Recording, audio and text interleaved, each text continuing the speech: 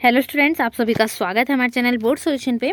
आज के इस वीडियो में हम छत्तीसगढ़ सीजी बोर्ड के माध्यमिक शिक्षा मंडल रायपुर द्वारा जारी असाइनमेंट नंबर 6 महा जनवरी कक्षा 12वीं राजनीति विज्ञान यानी पॉलिटिकल साइंस का कंप्लीट सॉल्यूशन देखेंगे। इसके पहले भी हम कक्षा 12वीं के सभी विषयों के असाइनमेंट 6 के सभी विषयों के आंसर देख चुके हैं। जिस भी विषय का आपका छूटा हो, लिंक डिस्क्रिप्शन बॉक्स में दी गई है, वहां से जाकर असाइनमेंट के आंसर को कंप्लीट कर सकते हो।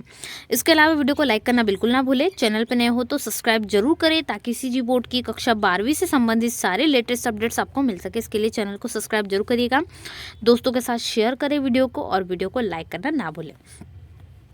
साथ ही साथ में यहाँ पर आपको, यदि आप इसकी पीडीएफ डाउनलोड करना चाहते हैं 12th पॉलिटिकल साइंस की, तो इसके लिए आपको सबसे पहले गूगल पे जाना है। गूगल पे सर्च करना है www.boardjankarya.com, जहाँ पर आपको 12th पॉलिटिकल साइंस के अलावा बाकी विषयों के असाइनमेंट के आंसर की भी पीडीएफ मिल जाएगी। ठीक है, चलिए क्वेश्चन नंबर फर्स्ट से शुरू करते हैं। प्रश्न क्रमांक पहला क्या दिया गया है?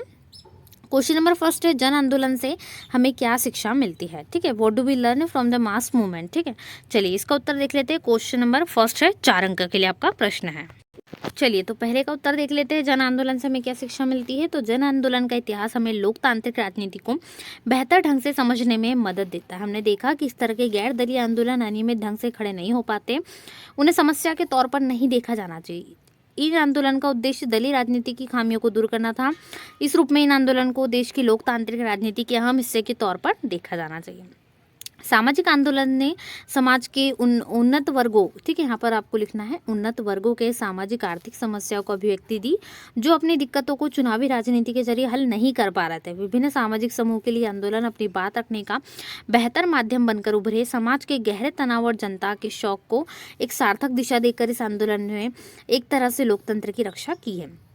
सक्रिय भागीदारी के नए रूपों के प्रयोग में भारतीय लोकतंत्र के जनाधार को बढ़ाया है। इन आंदोलनों के आलोचक अक्सर यह दलील देते हैं कि हड़ताल, धरना और रैली जैसी सामूहिक कार्रवाई उससे सरकार के कामकाज पर बुरा असर पड़ता है। इनके अनुसार इस तरह की परिस्थितियों को सरकार को निर्णय प्रक्रिया बाधित होती है तथा रोजमर्रा की लोकतांत्रिक व्यवस्था भंग होती है। ठीक है, उसके बाद दूसरा प्रश्न देख लेते क्या है। तो प्रश्न क्रमांक दूसरा है, किन्हीं 4 प्रमुख नेताओं का उल्लेख कीजिए जिन्होंने समाज के दलितों के कल्याण के लिए प्रयास किए। ठीक है, तो दलित वर्ग के लिए जिस नेताओं ने प्रयास किए उनके नाम आपको लिखना है, साथ ही उनका वर्णन भी करना है। ठीक है, थोड़ा सा उल्लेख करना है। 4 अंक के लिए प्रश्न है। चलिए इनका उत्तर देखेंगे फटाफट। तो चूंकि ये आपका लास्ट असाइनमेंट है, असाइनमेंट नंबर 6 जो है, इसके पहले हम 5 असाइनमेंट के आंसर भी अच्छे से कंप्लीट कर चुके हैं और आपको कोई भी 2 असाइनमेंट कंप्लीट करना अनिवार्य है। असाइनमेंट के नंबर आपके जुड़ने वाले हैं मेन एग्जाम के लिए। ठीक है, इसके लिए आपको असाइनमेंट का आंसर को अच्छे से कंप्लीट करना है। इसके अलावा यहाँ पर आपको एग्जाम से संबंधित सारी लेटेस्ट अपडेट्स मिलेंगी। उसके लिए आपको चैनल से जुड़े रहना है। चैनल को सब्सक्राइब जरूर कर लीजिएगा ताकि सारी लेटेस्ट अपडेट्स आप तक पहुँच जाए। तो पहले नेता हो गए मोरारजी देसाई, ठीक है, जिन्होंने दलितों के वर्ग के लिए बहुत आवाज उठाई। स्वतंत्रता सेनानी, गांधीवादी नेता, खादी प्राकृतिक चिकित्सा और निग्रह के प्रतिपादक, मुंबई प्रांत के मुख्यमंत्री, सन 1967 से 1969 67 टू 69 के बीच उप प्रधानमंत्री पार्टी में टूट के बाद कांग्रेस में शामिल हो गए। ठीक है, सन 1979 तक एक गैर कांग्रेसी दल की तरफ से प्रधानमंत्री भी रहे। ठीक है, चलिए अगला है चौधरी चरण सिंह। दूसरा नाम किसका आता है? चौधरी चरण सिंह का, जिन्होंने जुलाई सन 1979 से जनवरी 1980 के बीच भारत के प्रधानमंत्री, स्वतंत्रता सेनानी, उत्तर प्रदेश की राजनीति में सक्रिय, ग्रामीण और कृषि विभाग के विकास के समर्थक थे।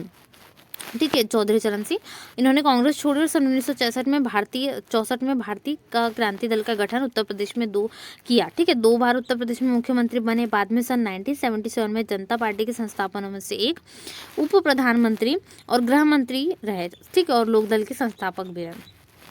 चलिए इसके बाद है जगजीवन राम, स्वतंत्रता सेनानी और बिहार के कांग्रेसी नेता, सन 1977 से, ठीक है, तो ये भारत के उप प्रधानमंत्री रहे, संविधान सभा के सदस्य भी रह चुके थे और सन 1952 से मृत्यु पर्यंत सांसद, स्वतंत्र भारत के पहले मंत्रिमंडल में रहे और श्रम मंत्री भी रहे और अनेक मंत्रालयों की जिम्मेदारी भी थी और विद्वान और कुशल प्रशासक थे।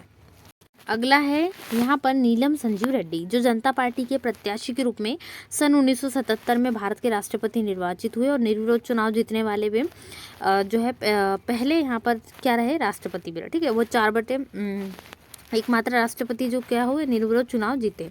और यह वही नीलम संजीव रेड्डी है जो सन 1969 में कांग्रेस प्रत्याशी के रूप में कांग्रेस के आंतरिक कलह के कारण राष्ट्रपति का चुनाव हार गए थे। ठीक है, तो ये आपको लिख लेना है। चलिए क्वेश्चन नंबर 3 देख लेते हैं। तो क्वेश्चन नंबर 3 है, आपातकाल के दौर के बाद भाजपा एक महत्वपूर्ण शक्ति के रूप में उभरी, इस दौरान भी इस पार्टी के विकास क्रम का उल्लेख कीजिए। ठीक है, कैसा रहा पार्टी का विकास क्रम वो आपको लिखना है। 6 अंक के लिए प्रश्न है। चलिए इसका उत्तर देख लेते हैं क्वेश्चन नंबर 3 का। उसके बाद हमारा लास्ट क्वेश्चन है, उसका भी हम आंसर देख लेंगे। चलिए उत्तर लिखेंगे। आपातकाल के दौरान भाजपा पार्टी के विकास का जो क्रम रहा वो रहा। तो आपातकाल के दौरान 42वें संविधान सन 1976 द्वारा संविधान में जो अलोकतांत्रिक संशोधन किए गए थे, जनता पार्टी ने 44वें संविधान संशोधन सन 1978 द्वारा उन्हें सुधारने का प्रयास किया गया। नागरिकों के अधिकार, संचार माध्यमों की स्वतंत्रता तथा नगर न्यायपालिका की स्वतंत्रता की पूर्ण स्थापना की गई। समाजवादी नीतियों को लागू करने के लिए इसी संशोधन द्वारा संपत्ति के मौलिक का अधिकार समाप्त कर उसे कानूनी अधिकार का दर्जा दिया गया। जनता पार्टी की सरकार ने नेहरू के समाजवाद के स्थान पर गांधीवादी जनता पार्टी की सरकार ने नेहरू के समाजवाद के स्थान पर क्या करा, गांधीवादी समाजवाद की अवधारणा को अपनाने का प्रयास करा। इसके अलावा यहाँ पर लिखेंगे इसके अंतर्गत छोटे उद्योगों को प्रोत्साहन, गरीबों के उत्थान के लिए अंत्योदय कार्यक्रम, पंचायत को मजबूत बनाकर सत्ता की विकेंद्रीकरण का प्रयास किया गया। ग्राम पंचायत को मजबूत करने के सुझाव देने के लिए सन 1977 में अशोक मेहता कमेटी का गठन किया गया। अशोक मेहता उस समय के प्रसिद्ध समाजवादी नेता थे। मेहता कमेटी ने सन 1978 में पंचायतों को मजबूत करने के लिए महत्वपूर्ण सिफारिशें प्रस्तुत की, लेकिन जनता पार्टी की सरकार के पतन के कारण इन सिफारिशों को लागू नहीं किया जा सका। इंदिरा गांधी के शासनकाल में, यहाँ पर शासन आ जाएगा, भारत की विदेश नीति का झुकाव सोवियत गुट की तरफ अधिक हो गया था तथा अमेरिका से संबंध अच्छे नहीं थे। अतः जनता पार्टी सरकार ने विदेश नीति के मामले में वास्तविक गुटनिरपेक्षता को लागू करने की बात कही। इसके अंतर्गत दोनों महाशक्तियों सोवियत संघ और अमेरिका के संतुलन संबंधों को बनाने की बात शामिल थी। तो ये आपको क्वेश्चन नंबर 3 का आंसर लिख देना है। चलिए क्वेश्चन नंबर 4 और लास्ट क्वेश्चन का आंसर देख लेंगे। चलिए क्वेश्चन नंबर 4 और लास्ट क्वेश्चन है, सामाजिक रूप से कमजोर वर्गों की राजनीतिक सशक्तिकरण पर निबंध लिखिए। 6 अंक के लिए प्रश्न है। चलिए इसका उत्तर देखेंगे हम। तो इसका उत्तर लिखोगे आप, सामाजिक रूप से कमजोर वर्ग मुक्ति आंदोलन का स्वरूप पूरी तरह भारत के सामाजिक संरचना पर आधारित है। सामाजिक रूप से कमजोर वर्ग समस्या जाति व्यवस्था की देन है। भारत की सामाजिक व्यवस्था में कुछ जातियों को सामाजिक पतन के दौर में गुण अथवा हीन मानते हुए सबसे नीचे का स्थान प्रदान कर दिया गया है। इसका परिणाम यह निकला कि सदियों से कमजोर बनाया बड़ा तबका मुख्य धारा से अलग थलग रहा और उन्हें वे कार्य सौंपे गए जो साधारणतया लाभकारी और पवित्र माने जाते थे। किंतु भारतीय पुनर्जागरण के दौर में जाति व्यवस्था को चिरस्थायी बनाने वाले माननीनिक और आर्थिक आधारश्री जो है यहाँ पर स्वामी विवेकानंद हो गए, एनी बेसेंट होगी, ज्योतिबा फूले हो गया, मद्रास के वेंकटरमन, श्री राम नारायण गुरु स्वामी ने क्या करा, अपनी जोरदार वाणी और कर्म से सामाजिक रूप से कमजोर वर्ग मुक्ति का कार्य आरंभ किया। रामस्वामी नायकर का स्वाभिमान आंदोलन, self respect movement, Dravida Munnetra Kazhagam आंदोलन में गांधी जी का अस्पृश्यता निवारण कार्य सामाजिक रूप से कमजोर वर्ग के महत्वपूर्ण आंदोलन रहे हैं। 27 दिसंबर से 2 जनवरी 1932 को और निवारण सप्ताह मनाया गया। ठीक है, 1932 को क्या मनाया गया, निवारण सप्ताह। इसी समय अमृतलाल के नेतृत्व में अखिल भारतीय अस्पृश्यता विरोधी की स्थापना की गई। सामाजिक रूप से कमजोर वर्ग के लिए सर्वाधिक महत्वपूर्ण अम्बेडकर के सामाजिक रूप से कमजोर करने का प्रयास किए गए थे। मार्च में नेतृत्व में अखिल भारतीय अस्पृश्यता विरोधी की स्थापना की गई और यहाँ पर जो है बहुत सारे प्रयास भी किए गए। 1927 का आहार सत्याग्रह, अमरावती में अंबा देवी मंदिर प्रवेश सन 1927 में, ठाकुर द्वारा मंदिर प्रवेश 1927, मुंबई में गणपति प्रांगण प्रवेश 1929, नासिक में कालाराम मंदिर प्रवेश मार्च अप्रैल सन 1930। ठीक है, यहाँ पर 1930 है। सामाजिक रूप से कमजोर वर्ग के हितों में प्रकाश में लाने के उद्देश्य से अम्बेडकर ने मूल नायक सन 1920 तथा बहिष्कृत भारत 1927 और यहाँ पर जो है उन्होंने जो पुस्तिका उसके प्रकाशन में सक्रिय योगदान दिया। सन 1924 में उन्होंने बहिष्कृत हितकारिणी सभा की स्थापना की तथा all India schedule fast federation की स्थापना की और सामाजिक रूप से कमजोर वर्ग युवाओं के लिए एक शैक्षिक संगठन समता सैनिक दल की भी स्थापना की। इसमें सभी सामाजिक कुरीतियों के विरुद्ध संघर्ष करना था। सामाजिक रूप से कमजोर हुए उनको संगठित करने के लिए उन्होंने मजदूर पार्टी भी की स्थापना की 1936 में। इसके साथ साथ यहाँ पर उन्होंने जो कार्यक्रम चलाए कमजोर वर्ग का, उनका वो कार्यक्रम भी सफल रहा।